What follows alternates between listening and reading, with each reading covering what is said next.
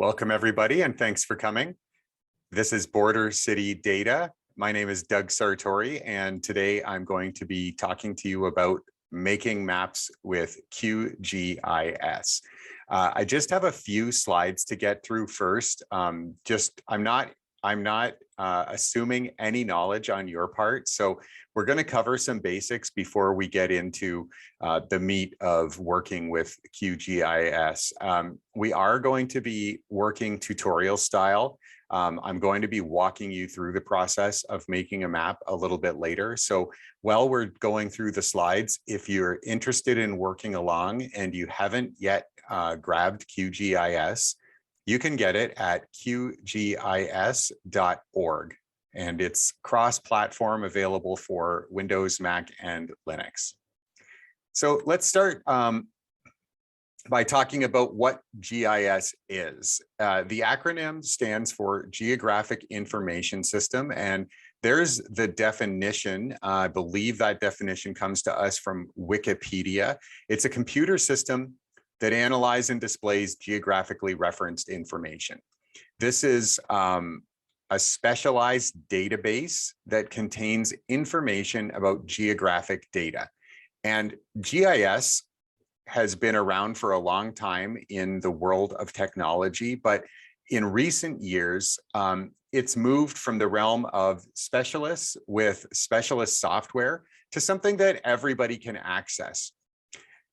We're going to be looking at QGIS today, which is a desktop GIS software. Just going to clear my Discord notification there. Desktop GIS software, which once upon a time was the best tool for all GIS related jobs. But that's changed in the last decade or so, as web tools for displaying geographic information have become the most popular way to surface geo information, thinking about tools like Google Maps and Mapbox. Also, the landscape is getting crowded from the other end because many relational databases like Microsoft SQL Server or PostgreSQL now support spatial data natively and include tools for geographic processing. So we actually did a talk at Border City Data a few months ago on using Microsoft SQL Server for geoprocessing. So if you're interested in that, you can take a peek at it on the Mean, Median, and Moose YouTube channel. Mean, Median, and Moose is the data podcast that I'm part of, and we post many of the videos from these sessions that relate to the work that we do. So even with all of these changes, desktop GIS is still a critical tool for working with GIS data. If you want to make a static map, or you want to explore geographic data interactively, desktop GIS is the best tool available. It's an important component of the tool chain for working with geodata, even in sort of this more modern environment where we have many more options, including databases and web platforms. I'm working on a couple of projects that include geo information right now, and QGIS is an essential part of my workflow in working with this data. And I'll talk to you about that as we go along, some of the ways that I use QGIS in my day-to-day work. GIS data comes in a lot of different formats. The first thing that I want to clarify for you are the two main branches of geodata in terms of the digital files that are used to store it. And that is raster versus vector. Raster data files are essentially a fixed grid of columns and rows. If you think about the pixels on your computer screen, that is a raster image. There is a resolution that is the limit of detail in that set of data. You can't get any smaller than a pixel on your screen. That one element is the smallest unit that you can possibly have. So raster data is commonly used with image files. So like TIFF files or GIF files, for example. Sometimes they even include embedded geodata. Digital image files are the most commonly encountered raster files. Vector files, rather than storing a one-to-one representation of geographic features at the identified level of detail, vector files only store information about the features on the map, and it's a collection of coordinates rather than a specific set of points on the map. So pros and cons. If you, for example, if you're evaluating satellite imagery and you are identifying, some piece of information about the surface of the Earth related to that image, then a raster file makes a lot of sense. But if you have data that could be scaled up or down, depending on how big the image that you're making is, vector files are going to work a lot nicer. And one of the nice things about vector map data is that it does smoothly scale to any resolution. In vector files, data is represented, features are represented as geometric shapes, points, lines, and polygons. In some types of geographic data or geometric data, you can also have curves defined. That's something that is not part of the spec that we're going to be talking about today, but curves are also something that is possible to define using vectors. There are a lot of different file formats that can contain map data. The three most commonly encountered are all vector formats: Esri shapefiles, GeoJSON, and WKT. So we'll be working with a shapefile and a CSV today, but I'll just walk you through these formats quickly. So the Esri shapefile is a proprietary format that was developed by the company Esri for use with ArcGIS, ARCGIS. That's the most common commercial desktop GIS software. If you're living in a municipality in Canada or the United States, your municipal GIS department most likely is using Esri products. So the shapefile is a format that is relatively open. There are lots of ways to interact with shapefiles, but it was created by Esri. GeoJSON files are a subset of JSON. JSON is a file format that is used to store JavaScript objects, and that is what the acronym stands for, JavaScript Object Notation. It is a human readable file format. You can open up a GeoJSON file or any JSON file and view the contents and understand what is there. GeoJSON is most commonly used with web tools for surfacing geographic information. And it's something that we quite often use in our day-to-day work as well. WKT files are CSVs generally, separated value files that contain a column of WKT data. And WKT is another way of encoding vector-based geographic data, and the acronym stands for well-known text. And if you're going to be working with geodata in Microsoft SQL Server, well-known text is the native format that you use to import data into SQL Server.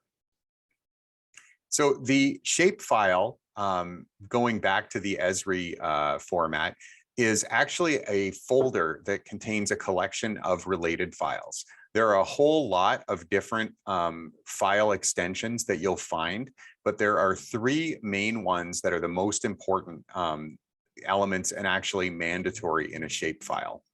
The SHP file is the main file that actually contains the information about the vectors that describe the geographic features in the file. The SHX file, which is an index for the SHP file, and that provides faster access to individual elements in the shapefile. It's usually quite a bit smaller, and what it contains is the offset, the location of the different features in the data set in the SHP files. It just makes for easier and faster accessing of data.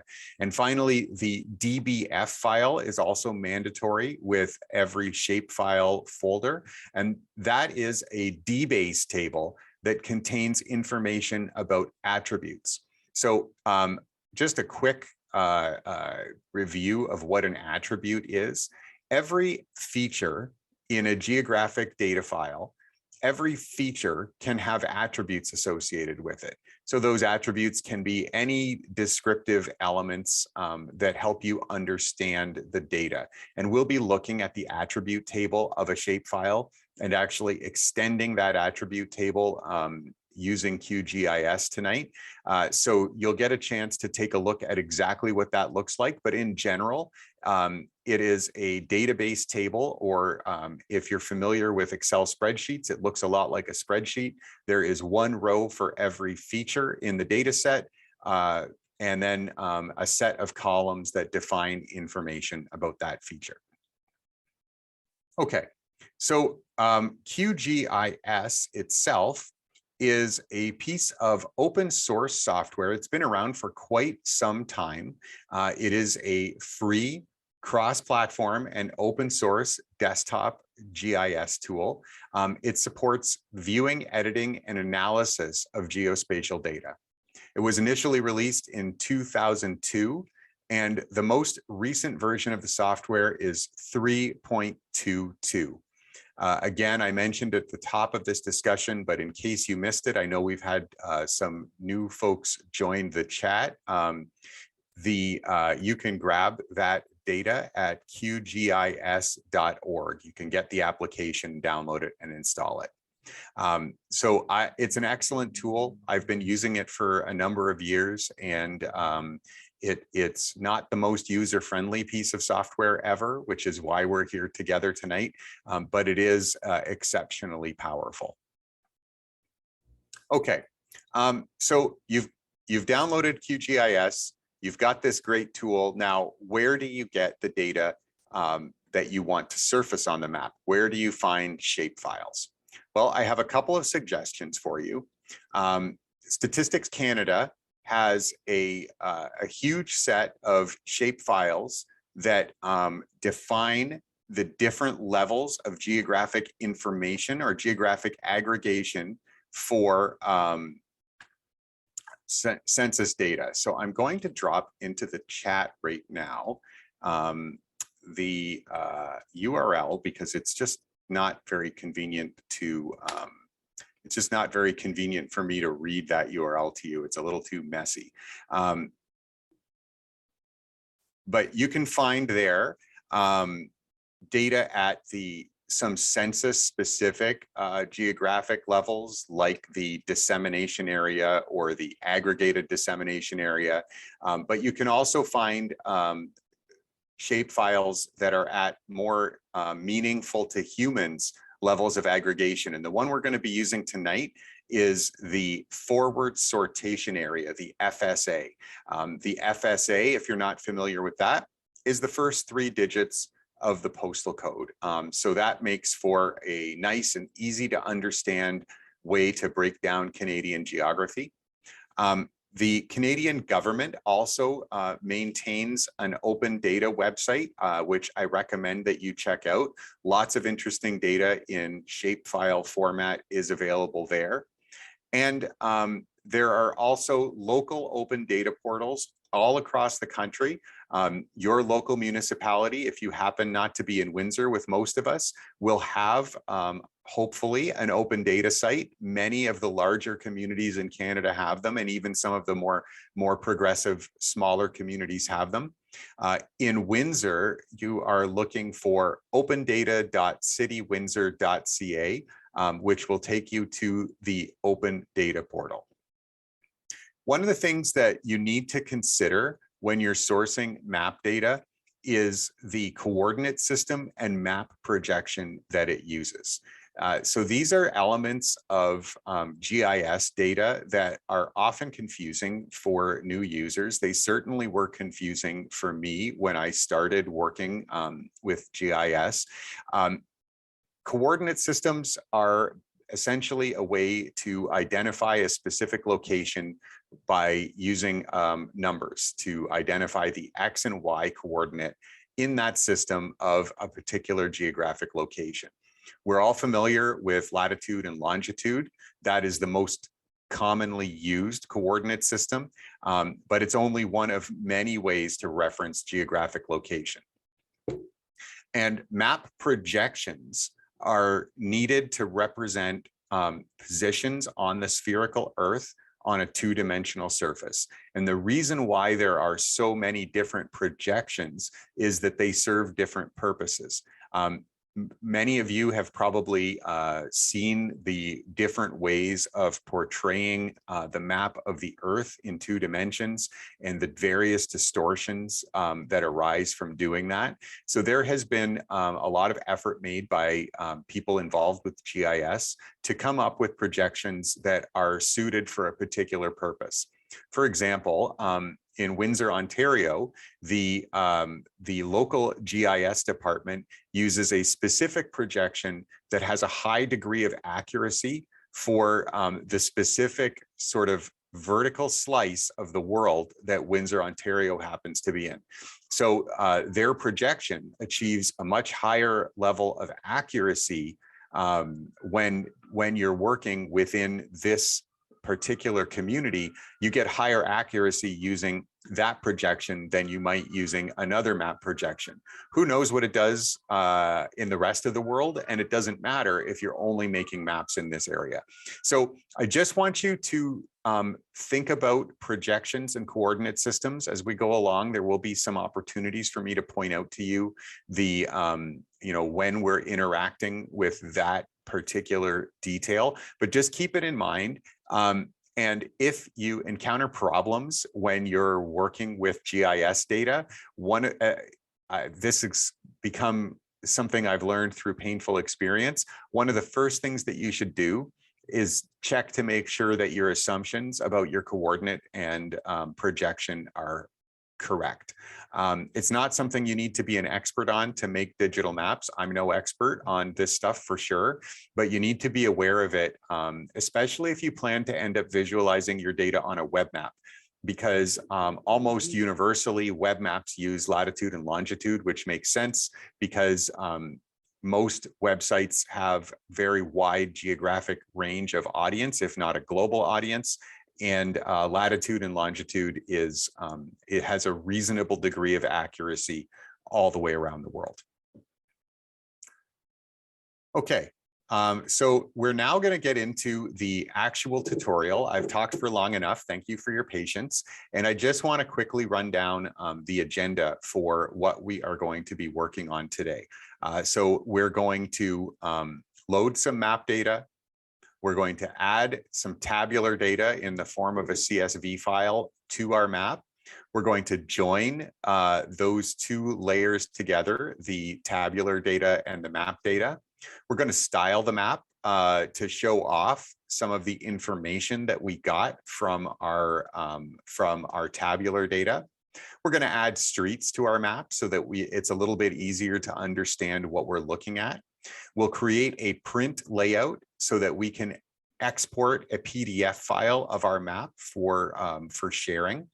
And finally, we'll export our finished layer in GeoJSON for surfacing it on the web. So that is our agenda. Let me just switch over now and share again a different screen. And this one is the screen that is showing QGIS. So just bear with me for 1 second, folks.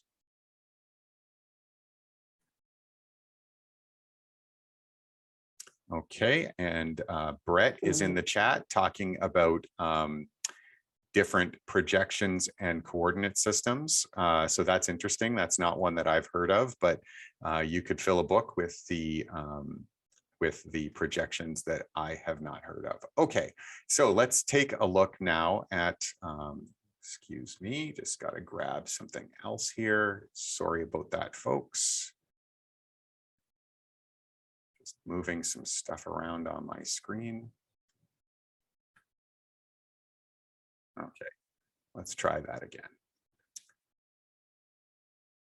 Okay, so now hopefully everyone can see my screen. We're looking at the QGIS main window. We're starting with a blank canvas. Okay, I've created a new empty project. And the first thing that you probably notice is that this is a system that has a pretty complex user interface. There are a lot of options here, and there's a big menu of different stuff that we could potentially do with it. So this big white empty space here is where our map will appear. Okay, this little panel over here on the left will contain our layers. So let's add our first layer. Actually not sure right now if I am sharing the right screen. So I'm just going to do this one more time. Sorry, I do need to share the entire screen.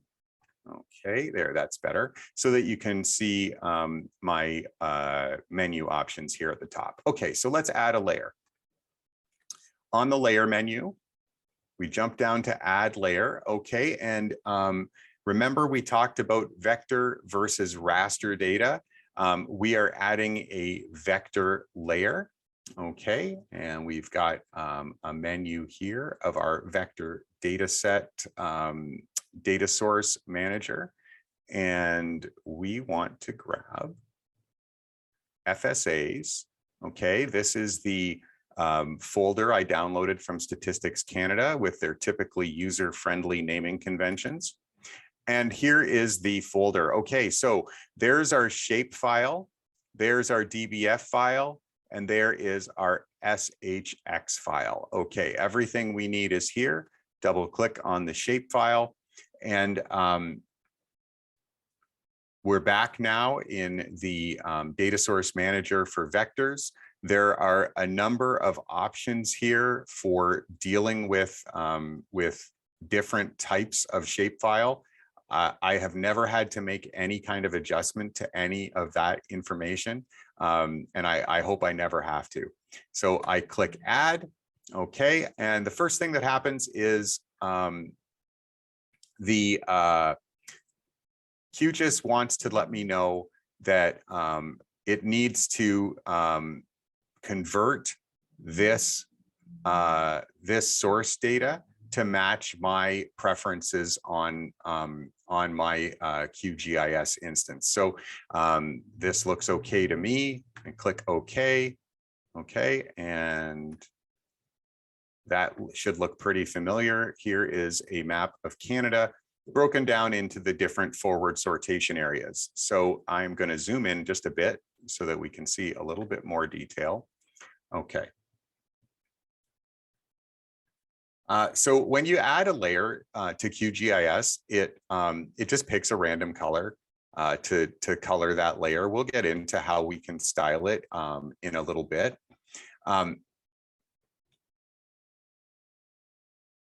I think I want to show you the some of the things that we can do with layers. So over here on the left in my layers panel, I now have a line that is showing me the color and the name of the layer I just added. I can turn that layer off and on with that little checkbox. And when I right click on the layer, I get a number of options. Okay, some basic housekeeping options: copy, rename, duplicate, remove. I can open the attribute table, which I have to bring it over from another window. But this is what the attribute table for this shapefile currently looks like. We've got a few, just a few different columns. Okay, there is our FSA's unique identifier, the FSA's actual name, the ID of the province that it's in, and then the name of the province. Okay, so that's the data that is associated with this geographic file by default. This is what we get when we look at it. So every single one of these shapes on the map has a corresponding entry in the attribute table. Okay. Other stuff that we can do here, we can filter So if we were interested, for example, in looking at only one province, we could do that. So this is the query builder. It is pretty friendly. So I can specify a field. So let's filter on province name. Then over here, I can ask for all of the names of the provinces, and I can specify my operator by typing it. So if I were to say province name equals Ontario, now our geography is filtered based on the attribute data. Only the shapes that fit the province of Ontario are now on display. Okay, let's clear that out. Just wanted to demonstrate that for you. And we're back to all of Canada. A few other things that we can do here. Of course, there are other ways to do it. We can actually change the data in the file. We can edit the geographic information. That's out of scope for today. I want you to know that you can do it, but it's not something that we're going to mess with today. And the properties menu brings up the layer properties interface, which has a whole bunch of stuff that we can do with it. We're going to do some of these things as we go forward. The first thing I'm going to do is we're on the labels section of layer properties, and I'm going to change this to have a single label. Okay, and we're going to label every FSA with its FSA name. And we can set the characteristics of the text if we want to. Maybe I'll just make the text size a little bit bigger. Click OK, and now we've got FSA names on our map. It's a little bit messy at the scale of Canada, so let's just zoom in a bit. Okay, we'll just zoom in on our part of the world here.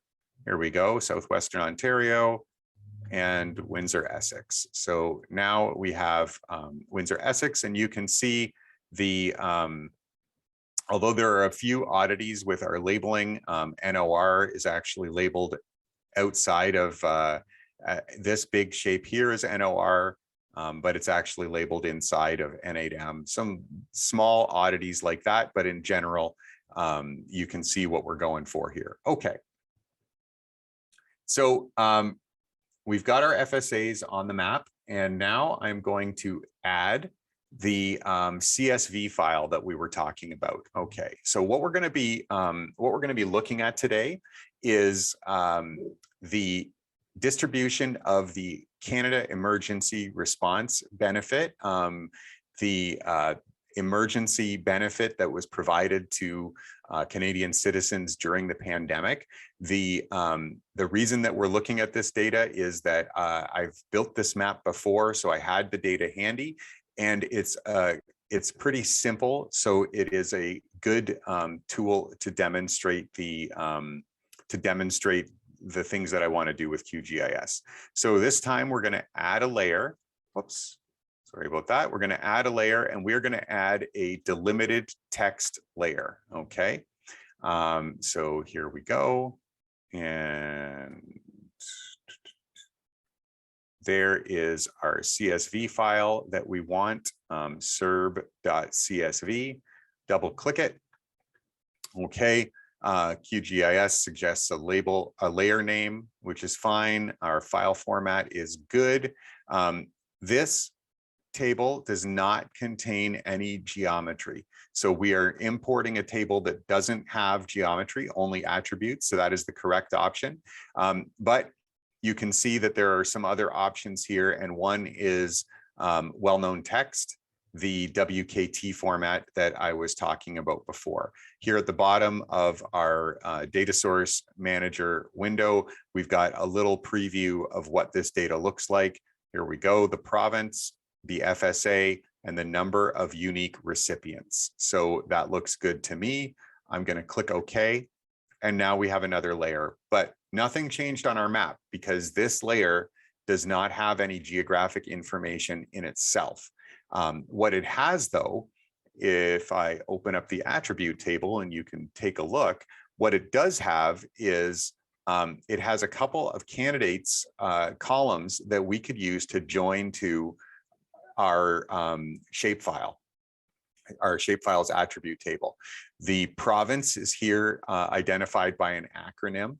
So that's not perfect because our attribute table contains a unique identifier for the province and a fully spelled out name for the province. So if we wanted to join by province, we would have a couple of problems. One problem being that the data is more granular than that. The data is at the FSA level. So we would have to do some kind of aggregation as a preliminary step. And we would also have to do some transformation either in our attribute table for the FSA layer or in our CSV file to make them line up.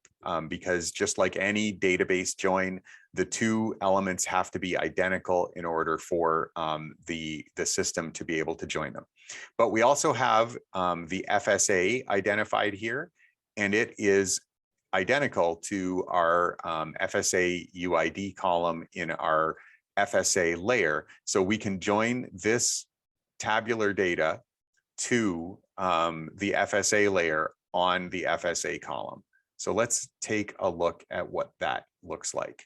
I am going to right click on the FSA layer.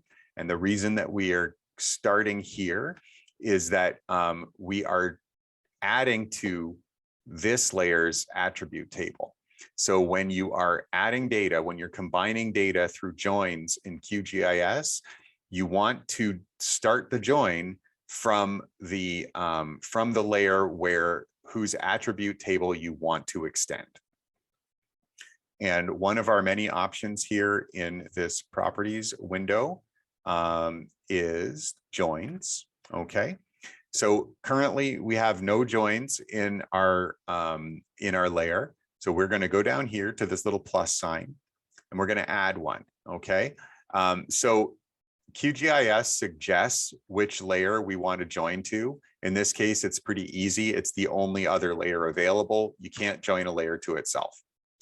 The join field is the field that we want to join from our external layer. So the FSA column in the serb.csv file is the join field.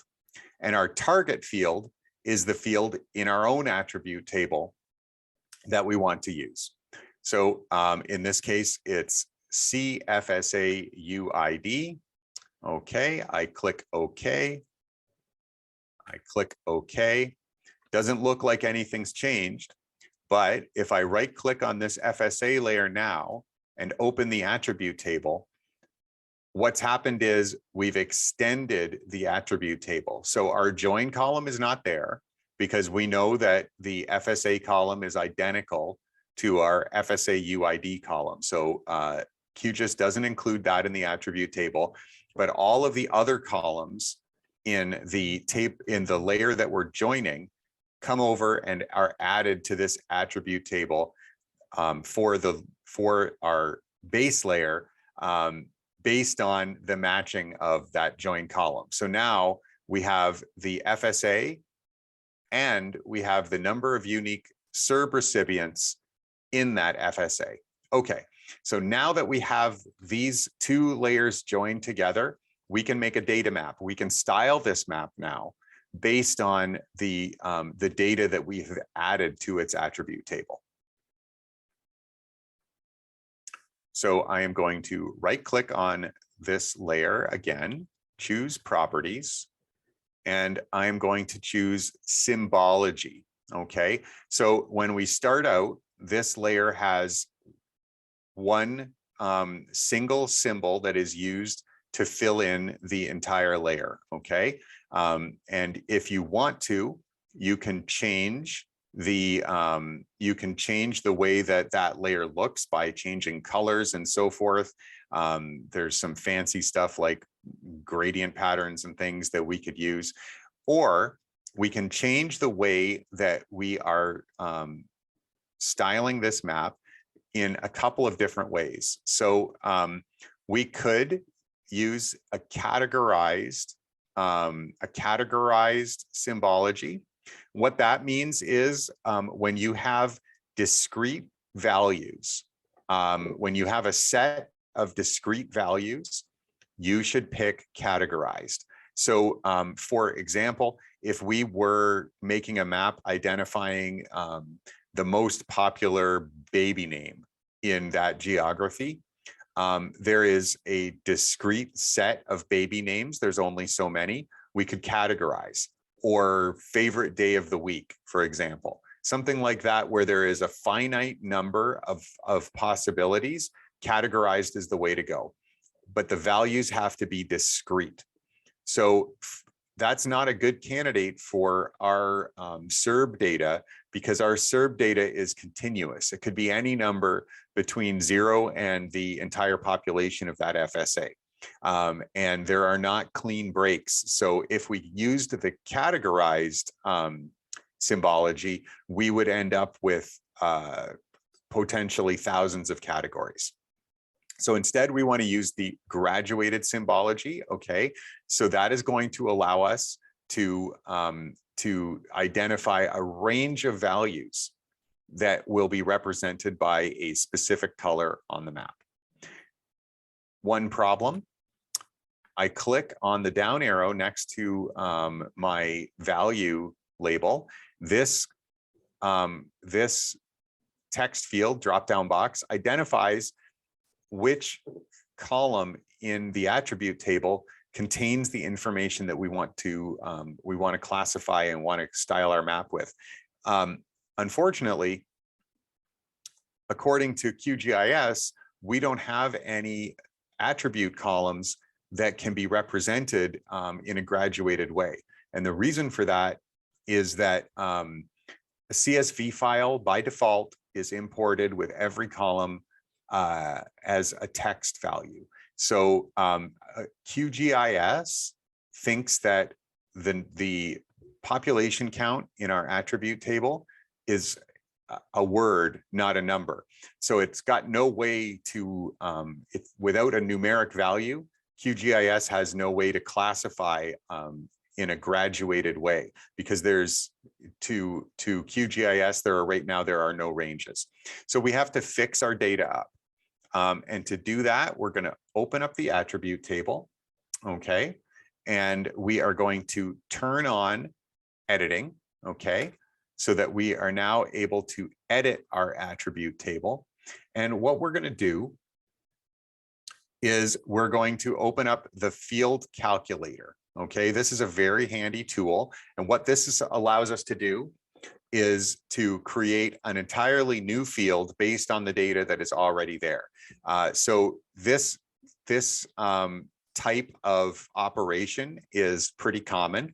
What we're going to do is we're going to use a built-in function in QGIS's expression language to change that value into the value that is currently represented by a string.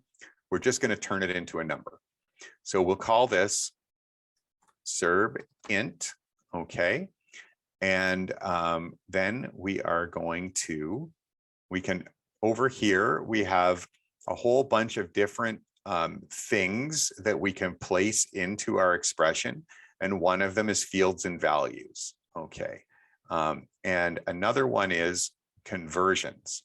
So we are going to use conversions. Okay. We're going to use toInt. And you can see a little description there. And we are going to turn SERB recipients into an integer. Okay, looks good so far. Preview, we've got a little preview here that identifies for us what we're going to get out the other end in our new field. So this looks pretty good to me. I'll click OK. And I got an error. And the reason that I got this error is that Statistics Canada in their CSV file did not include data for some FSAs. For whatever reason, whether that data was not available or they didn't feel it was accurate enough, I don't know.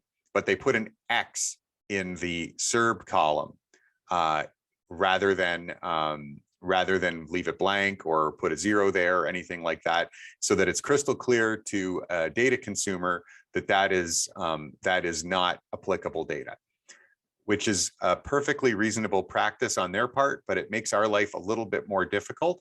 So I'm just going to show you, and I figured this out ahead of time so that I wouldn't have to fumble with it here, but using different expression tools in QGIS, we can work around this. So we can use the if function to say if SERB recipients doesn't equal X, then use toInt, okay? And if it is false, we'll just put a 0 in there, okay? So this little function now is going to create a new column in our attribute table. That column is going to either contain the numeric value of the SERB recipients column, if the value in that column can be converted to a number. And if it's an X, it's just going to turn it into a 0. Click OK. All right, that worked. And now you can see we have an extra column in our attribute table called SERBInt. And you can also see maybe that the SERBInt column is right justified. And if I'm not mistaken, this is similar to the way Excel represents strings versus numbers by default. Numbers are right justified, strings are left justified. So we can see the difference between these two columns. It looks like that's what we're going to need to do.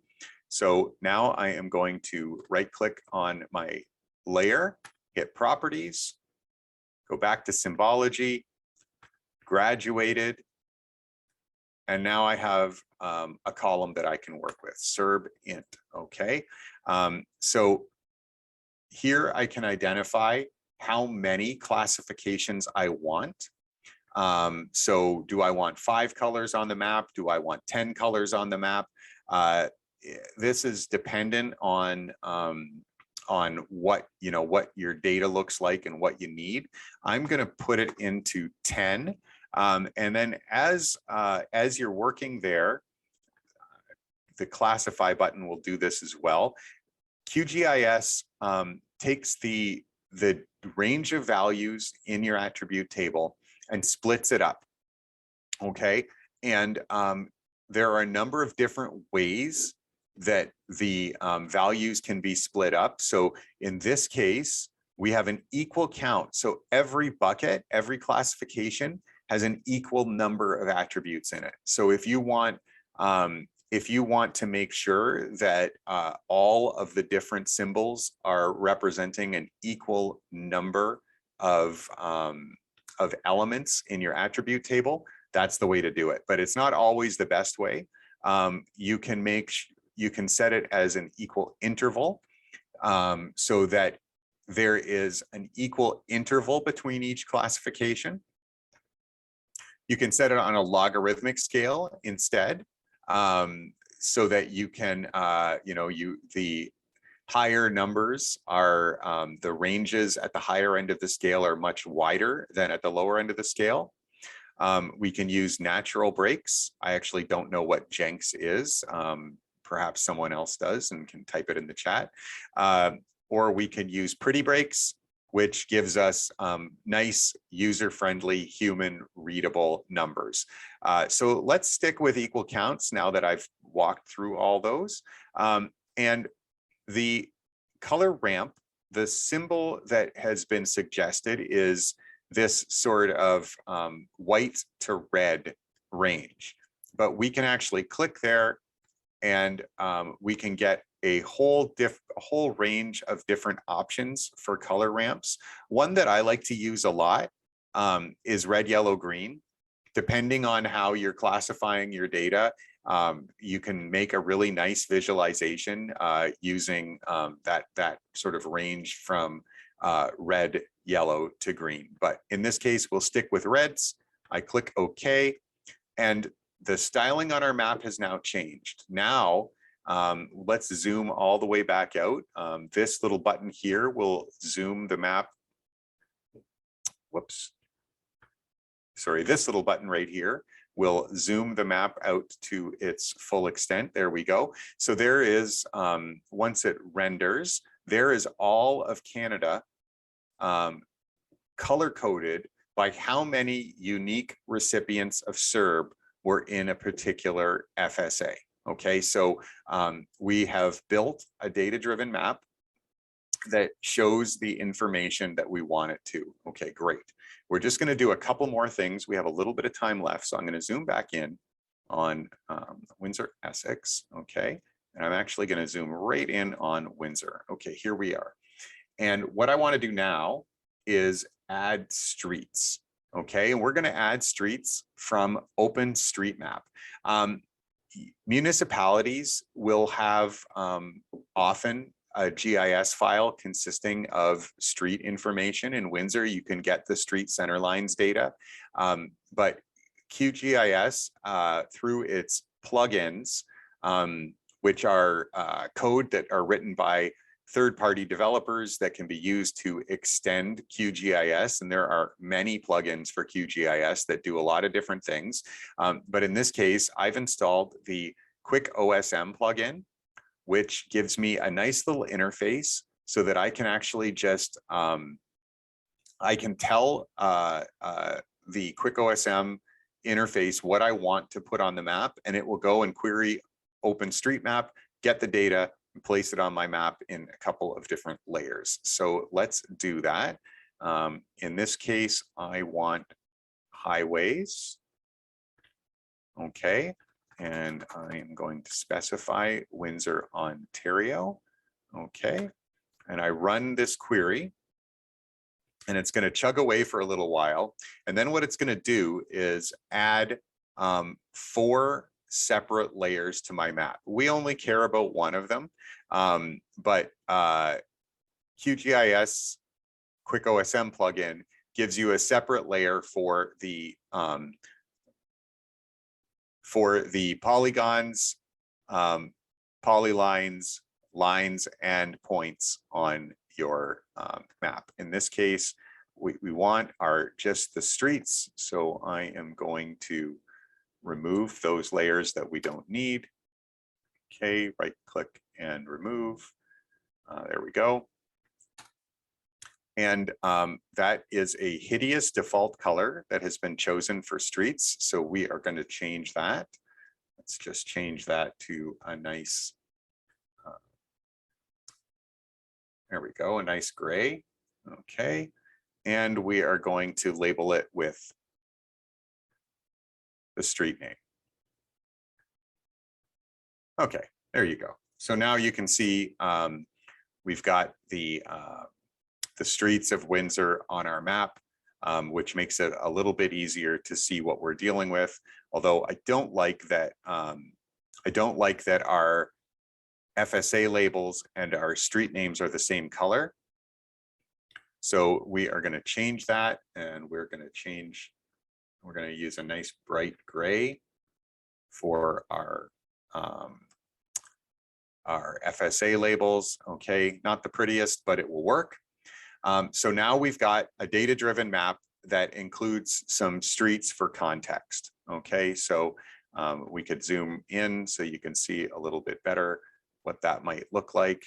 And there is a map of Windsor streets with FSA layers on top, and those FSA layers are color-coded based on the number of SERB recipients in that particular FSA. If you expand the little down arrow to the left of the layer name, you get to preview the legend so you can kind of see what you're looking at. Very handy. Okay. So this is great. We've accomplished a lot here, and very quickly, I just want to show you how you can create a print layout for your map and export it in a way that is in an image file that's easy to share. You can always just take a screenshot. I've done that myself a fair few times. Just take a quick screenshot and away you go. But you have a little bit more control if you use the print layout. So let's do that. So Let's see now, where is that? Here we go, new print layout. So we're going to add a layout and we're going to call it print layout. Very unique. Click OK. And now I've got a blank canvas. We'll accept this paper size, but you can actually configure all that stuff. And along the left hand side, we have a little toolbar of different things that we can add to our print layout. Okay, so this is the map. So I'll click on that little guy and we'll drag the map on there. Okay, that's great. So now we've got a map. We can also add a legend. So I can pick a spot like the middle of the river where we could draw a legend, and there is our legend. Okay, so when I click on the legend, I can make some changes to its properties, and we want to because this is not a very attractive legend for a print map. It's perfectly fine representation of what we were doing in QGIS. I'm going to uncheck auto update, and then I am going to remove some legend items, and I'm going to change the name of this one. There we go. So now we have a reasonably nice looking map, the nicest map I could make for you in 60 seconds, with a couple of different elements on it, and we can go ahead and export that to PDF or other file formats, image file, SVG, etc. There's some other nifty things you can do. You can add a scale bar to your map so that the viewer has a sense of what the scale is, and we can move that around. We put it, I don't know, put it down here. There we go. Now we've got a scale map there. You can put a north arrow on your map, et cetera, et cetera. So lots of nice little things that we can do. Export as a PDF, print layout.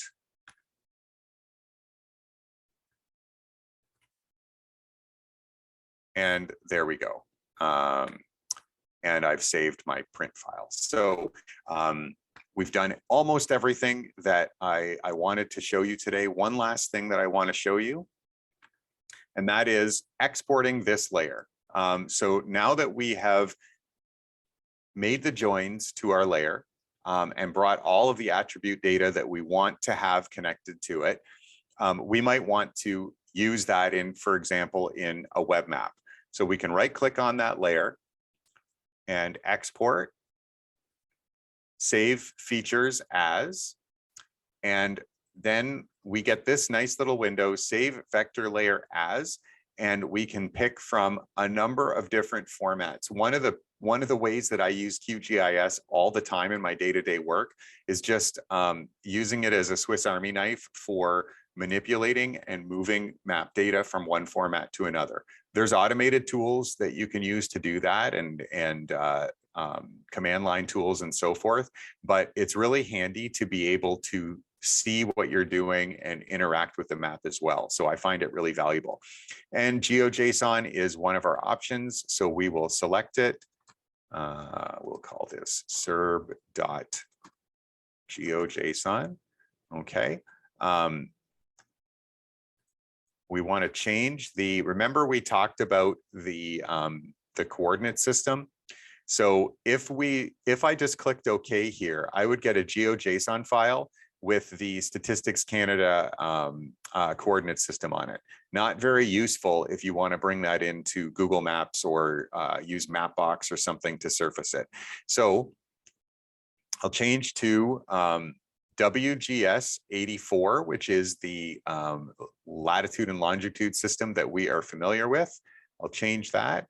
Okay, we've got some options here for which fields to export. I'm happy with all of these options.